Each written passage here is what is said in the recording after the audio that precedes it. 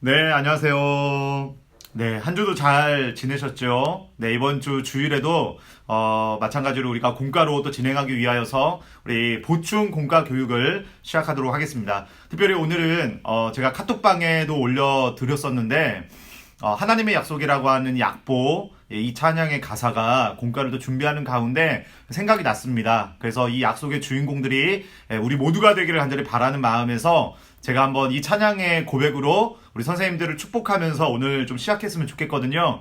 네, 이 축복의 주인공들이 되어주시고 또 이 축복들을 가득가득 받아주시면 감사하겠습니다. 네, 한번 제가 아카펠라로 반주는 없지만 한번 불러보도록 하겠습니다. 네, 악보를 함께 봐주시면 더욱더 은혜가 되리라고 생각이 듭니다. 여호와는 너에게 복을 주시기를 원하며 너를 지키시기를 원하시며 여호와는 그 얼굴을 너를 향하여 드사 은혜와 평강 주시기 원하노라. 너를 보배롭고 존귀하게 여기시는 하나님이 내 삶 속에서 이 약속을 신실하게 이루시리. 땅에 기름진 것으로 하늘에 신령한 것으로 너를 복주시고 지키실 하나님이 너의 영혼 잘 되도록 은혜 베푸시며 평강으로 인도하시리. 할렐루야. 아멘. 네, 이 평강의 주인공, 하나님의 약속의 주인공들이 우리 모두가 되어지기를 간절히 소망하고 축복합니다. 네, 감사합니다. 자, 오늘 우리가 11과의 내용 우리가 함께 배워보도록 하겠습니다. 자, 우리 학생용 공과로는 우리가 30페이지에 있고요. 11과의 제목이 뭐죠?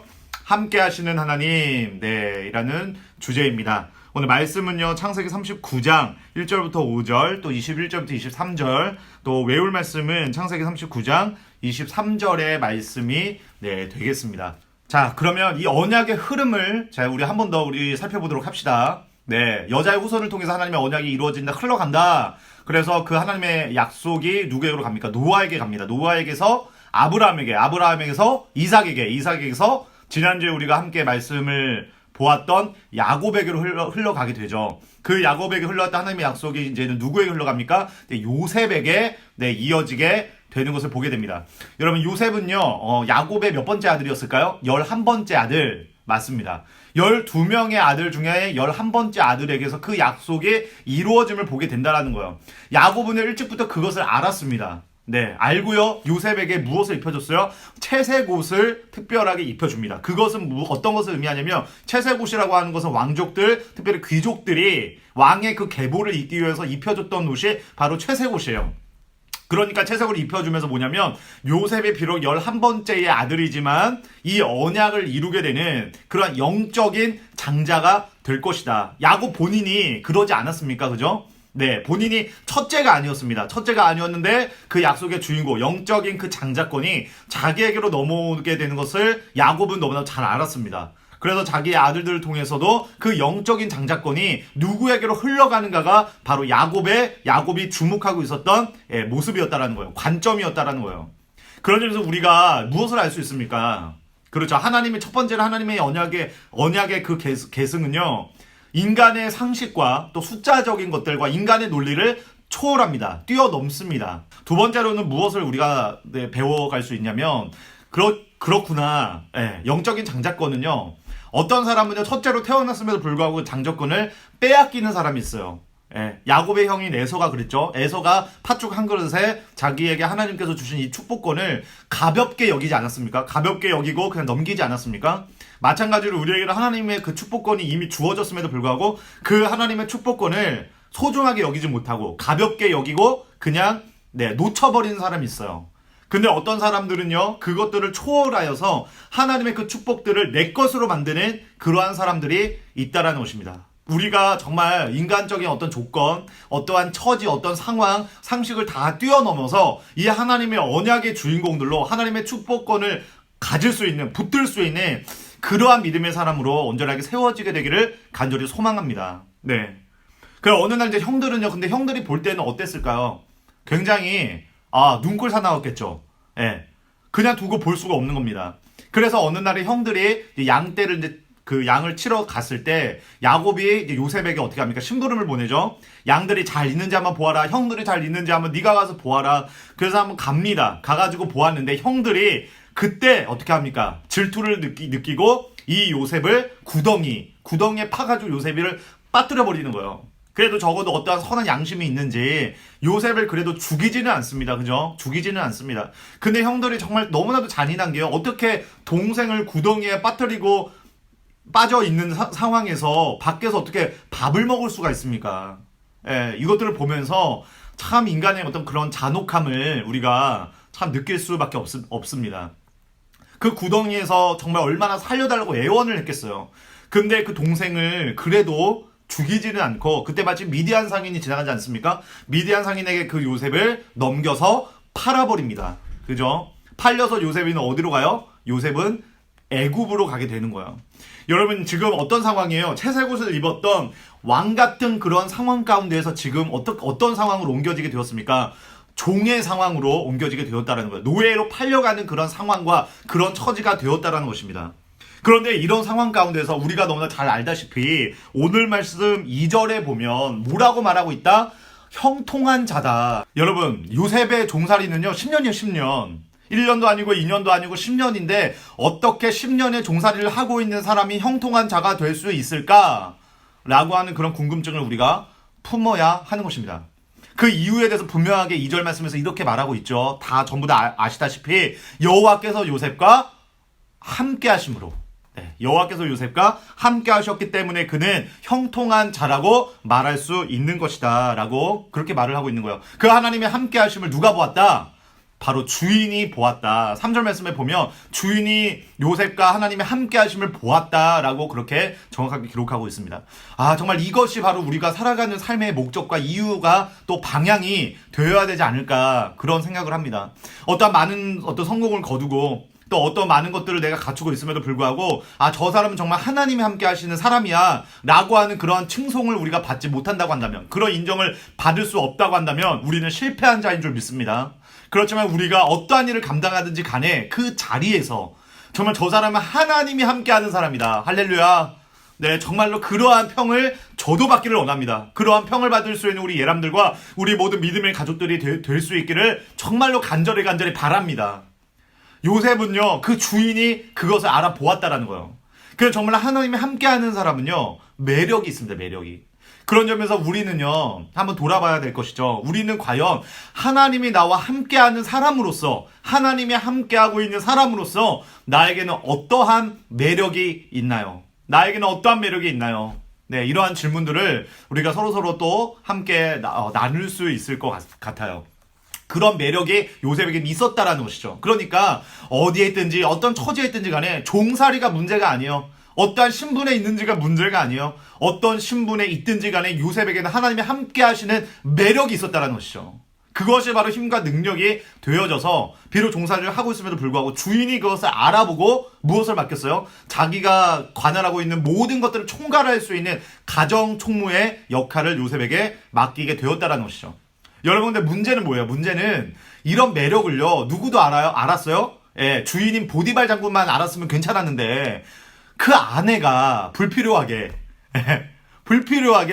잘못된 방향으로 그 매력에 빠지게 됩니다. 맞죠?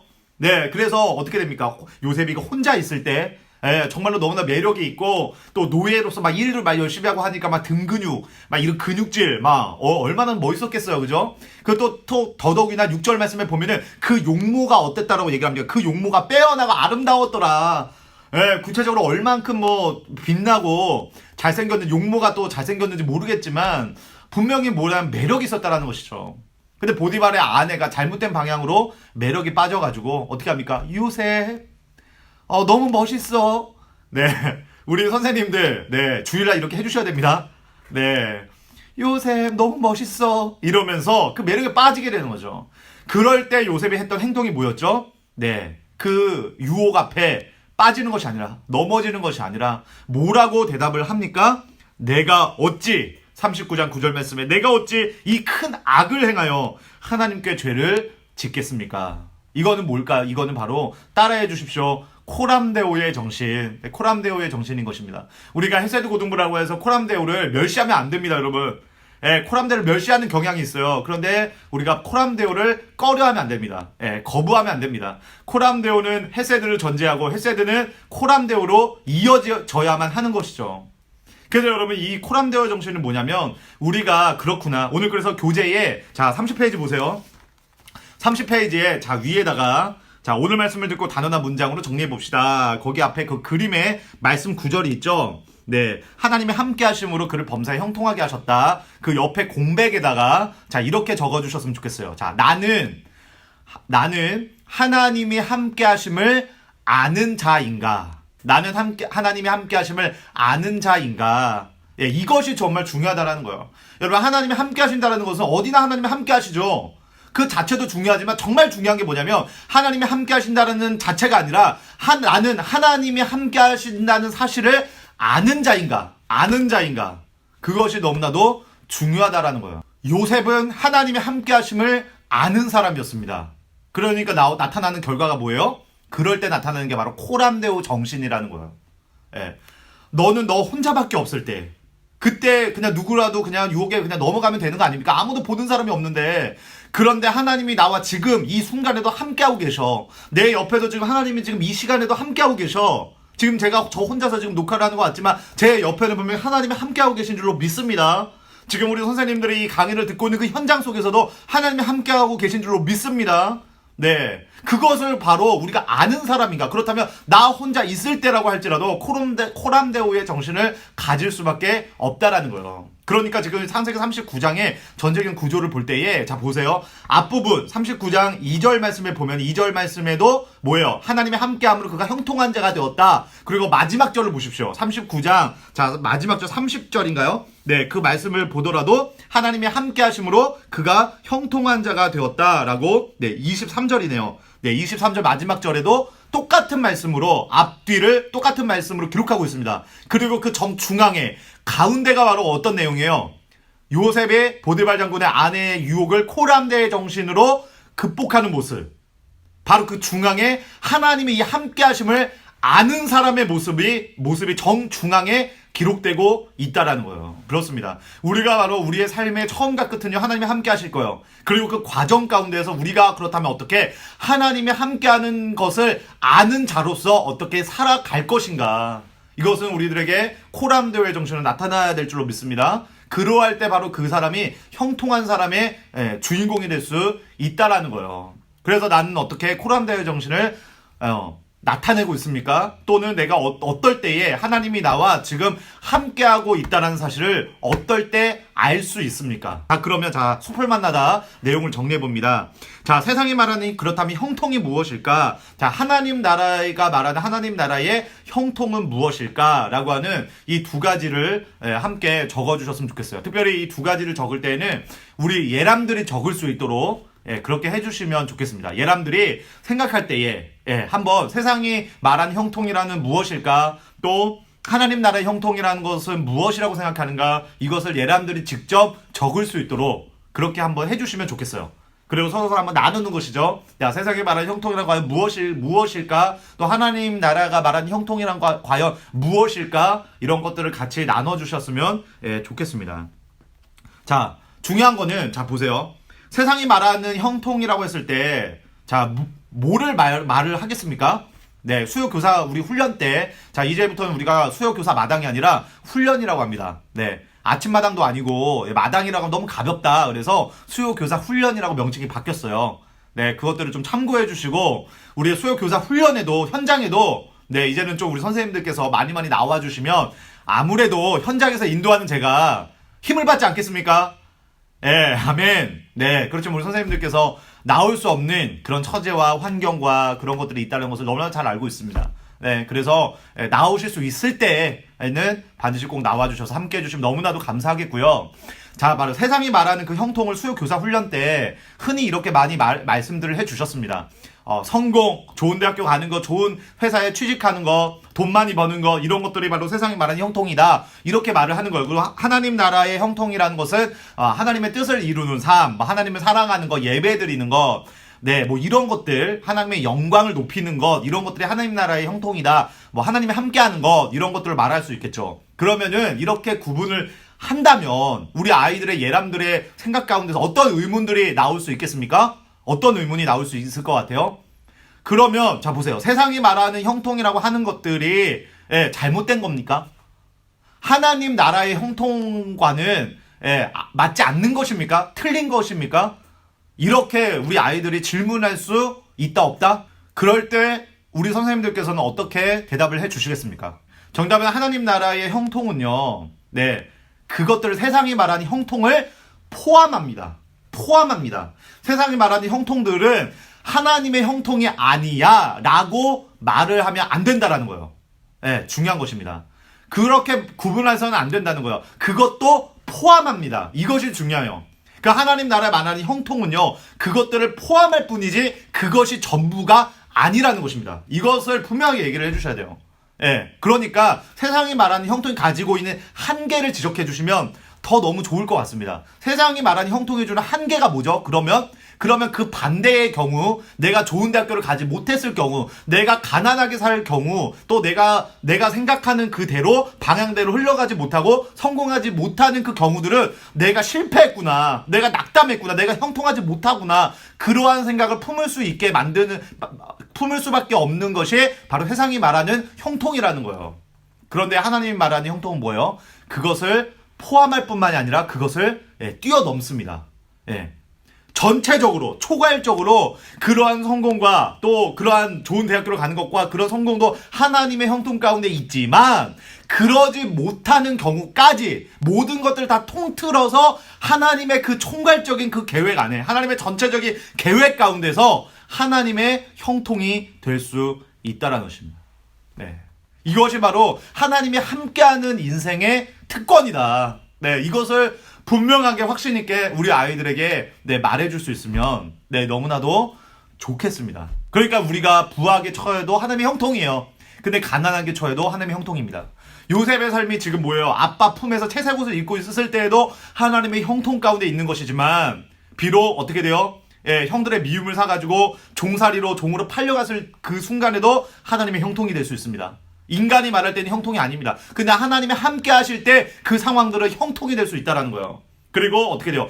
또 억울하게 감옥까지 가지 않습니까? 그죠? 나는 하나님 앞에서 범죄하지 않겠다. 우리 아내의 그 유혹을 뿌리쳤는데 어디로 가게 되었어요? 감옥살이를 하게 되었습니다. 그러니까 종살이 10년, 감옥살이 3년, 총 13년을 하는 그 상황 가운데 있을지라도 하나님이 어디에나 계실 때에도, 종살이에 계실 때도 하나님이 함께 하십니다. 또 감옥살이를 하는 그 순간에도 감옥 가운데서 하나님이 함께 하십니다. 그럴 때 그곳이 감옥이든지 그곳이 바로 종살이를 하는 현장이든지 간에 상관없이 그곳은 바로 하나님의 형통, 하나님 안에 있을 때 하나님이 함께 하시는 자리라면 그곳은 바로 형통의 자리가 되는 줄로 믿습니다. 네, 이것이 바로 하나님이 함께하는 인생, 더 정확하게 말하면요, 하나님의 함께하심을 아는 사람의 인생에 정말 형통한 인생, 특권이 될 수 있다라는 것입니다. 네, 우리 나무를보다는 자, 언제나 내 곁에서 응원해 주시는 분, 내가 이 말이 바꿔 말하면 뭐예요? 하나님이 나와 함께 하심을 아는가? 아는 사람인가? 라고 하는 그 질문입니다. 그 질문 던져주시고, 자, 31페이지에 우리 열매를 맺다 질문들 딱딱딱 정답을 맞추고, 우리 이제 마무리를 하도록 하겠습니다. 자, 첫 번째 문제입니다. 열매를 맺다 첫 번째 문제. 하나님은 요셉과 늘 함께 하시며 그가 하는 모든 일에 복을 주셨습니다. 그런데 왜 요셉의 억울함을 당장에 해결해 주지 않으셨을까요? 왜 당장에 이 요셉의 억울함을, 고난을, 어려운 상황을 해결해 주시지 않았을까?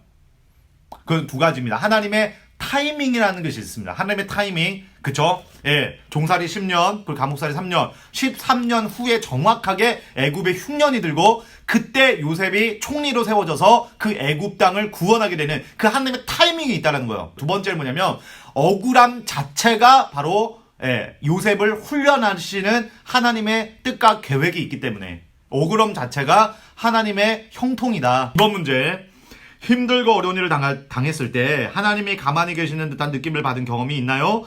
그때 어떤 마음이 들었나요? 자, 이런 경험들은 누구나 다 했을 거라고 생각을 합니다.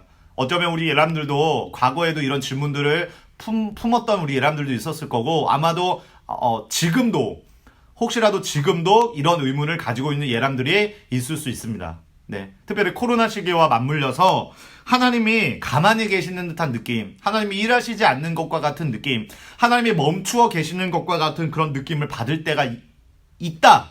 선생님도 있고, 저 또한 있고, 우리 예람들 분명히 있을 줄 압니다. 그런 느낌들, 언제 그런 생각이 들게 되었는지, 그런 느낌들을, 그런 경험들을, 생각들을 꺼내주시면 예람들이 아마도 막 꺼내지 않을까, 얘기를 하지 않을까, 그런 생각이 듭니다. 자, 그렇지만 자 3번 문제입니다. 자, 2번과 연결되는 문제인데요. 하나님은 우리가 어려움 가운데서 고통받고 있을 때에도 우리와 함께해 주십니다. 하나님과 동행함으로 어려움 중에서라도 잘 될 수 있었던 경험이 있다면 함께 나누어 봅시다. 자, 이 부분에 대해서는 특별히 우리 선생님들께서 그렇다면 그러한 생각들, 하나님이 멈추어 계시지 않나? 하나님이 왜 가만히 계실까? 이런 의문들이 일어나는 그 순간에 어떻게 우리 선생님들께서는 신앙적으로 그것들을 극복할 수 있었는지, 그런 경험들을 우리 선생님들께서 우리 예람들에게 살아있는 그 경험, 살아있는 그 고백과 간증들을 한번 생각해 보시고 우리 예람들에게 나눠주시면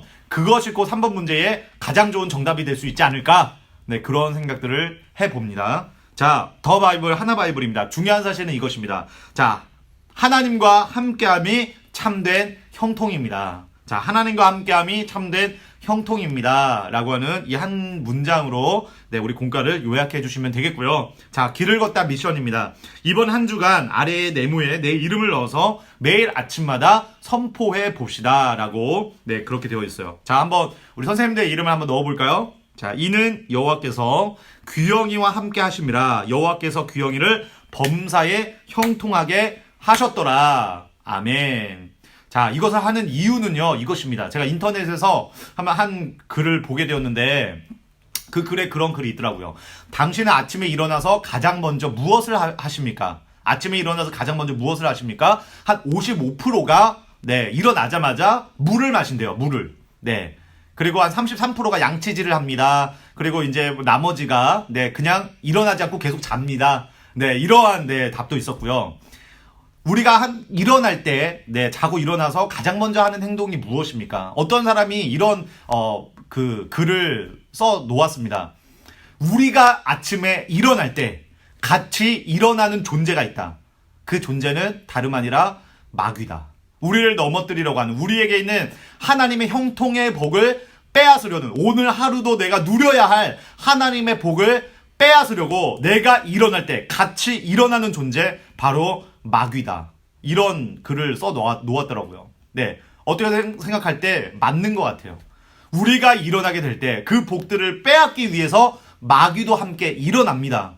그럴 때 우리가 제일 먼저 이 마귀를 대적하고 우리가 오늘 하루도 나에게 허락해 주시는 그 하나님의 복, 하나님과 함께하는 그 형통의 복을 내가 빼앗기지 아니하리라. 이런 결단과 이런 고백이 여러분 우리의 삶 가운데 가장 먼저 내가 아침에 일어났을 때 여러분 우리가 있어야 되지 않을까요? 우리의 입술로 먼저 선포되어야 되지 않을까요? 그런 고백으로 우리가 하루를 시작해야 되지 않을까요?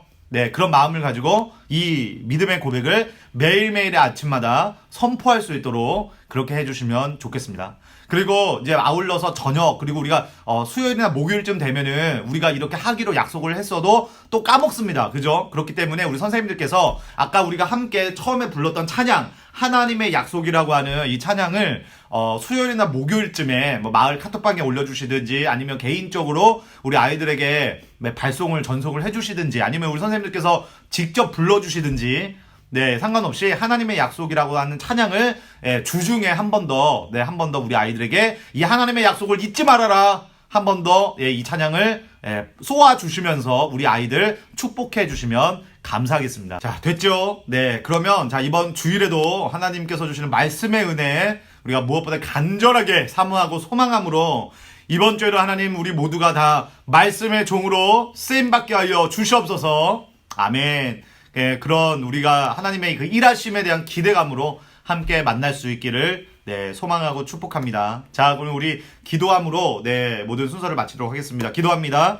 하나님 아버지 감사합니다. 오늘 11과의 내용 함께 하시는 하나님, 이 공과의 내용을 우리 함께 다뤘는데 요셉과 함께 하신 하나님, 우리와 함께하여 주시기를 간절히 소망합니다. 우리 이람들과 함께하여 주시고 우리 특별히 믿음의 동역자인 우리 선생님들과 함께하여 주시고 그러므로 말미암아 우리의 삶 가운데 세상의 성공이 또 우리의 세상의 어떠함이 어떠한 환경과 처지가 다 우리에게 갚아줄 수 없는 그 형통이 우리 하나님 안에서 온전하게 있게 되는 줄로 믿사오니 하나님 우리가 부한데 처하거나 가난한데 처하거나 또 종살이를 하거나 또 감옥살이를 하는 그 순간일지라도 어떠한 상황에 놓여있는 그 순간일지라도 그 모든 것들이 하나님 안에서 형통으로 바꾸어질 수 있는 줄로 믿사오니 우리가 바로 그러한 형통의 주인공들로 세워지고 쓰임받을 수 있도록 은혜를 베풀어 주시옵소서. 오늘도 이번 주에도 하나님께서 주시는 말씀의 은혜를 우리가 사모하며 나아갑니다. 우리 믿음의 동역자 우리 선생님들에게 힘을 주시고 강건함을 주시고 영적인 충만함을 허락하여 주셔서 그 말씀이 떨어지는 그 현장이 하나님께서 일하시는 현장 되게 하여 주시고 하나님께서 임재하시는 현장 되게 하여 주시고 말씀으로 다시 한번 우리의 영혼들이 새롭게 되어지고 살아나고 다시 한번 도약하게 되는 그런 복된 시간으로 우리 모두를 인도하여 주시옵소서. 감사드리며 예수 그리스도의 이름으로 간절히 기도하옵나이다.